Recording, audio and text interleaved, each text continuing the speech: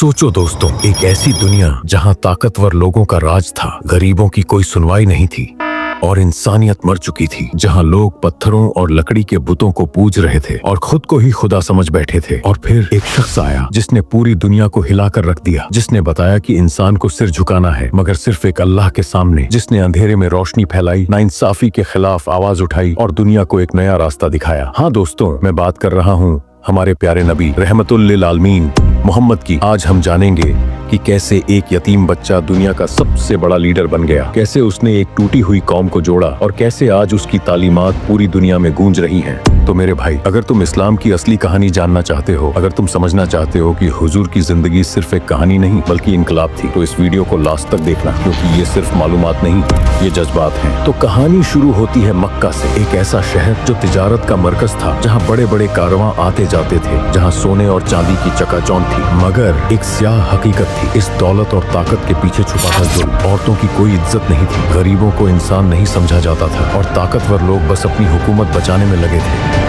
और इसी मक्के में 570 ईस्वी में एक बच्चा पैदा हुआ, मोहम्मद बिन अब्दुल्लाह। मगर ये कोई आम बचपन नहीं था, वालिद का साया तो पहले ही उठ चुका था। कुछ साल बाद वालिदा भी दुनिया से चली गई, यानी एक मासूम बच्चा जिसकी जिंदगी शुरू होते ही इम्तिहानों से भर गई। अब सोचो यार, आज अगर किसी बच्चे के पास बाप की दौलत न हो तो दुनिया उसे कुछ नहीं समझती, मगर ये बच्चा जिसको न बाप का सहारा मिला न माँ की गोद, लेकिन देखो यही बच्चा आगे चलकर सिर्फ अरब ही नहीं पूरी दुनिया का सबसे बड़ा रहनुमा बनने वाला था। अब कहानी यहाँ से बदलती है दोस्तों। हुजूर अब जवानी में थे, मगर इस दुनियावी दौलत और ताकत की चकाचौंध से अलग उनका दिल घबराता था। वो सोचते थे कि क्या ये दुनिया इसी तरह चलेगी, क्या गरीबों पर जुल्म होता रहेगा, क्या सच का कोई रास्ता नहीं। और इसी बेचैनी में वो गारे हिरा चले जाते, तन्हाई में बैठकर अल्लाह को तलाश करते।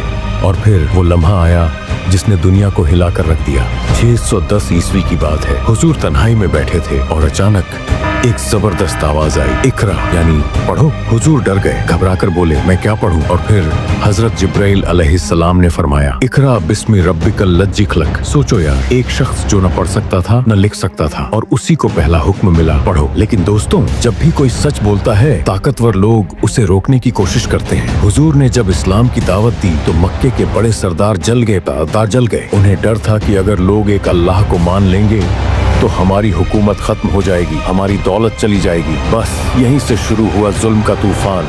मुसलमानों को सताया जाने लगा। हजरत बिलाल को तपती रेत पर लिटा दिया गया, उनके सीने पर भारी पत्थर रख दिया गया। मगर क्या हुजूर ने हार मानी? नहीं। यहाँ पर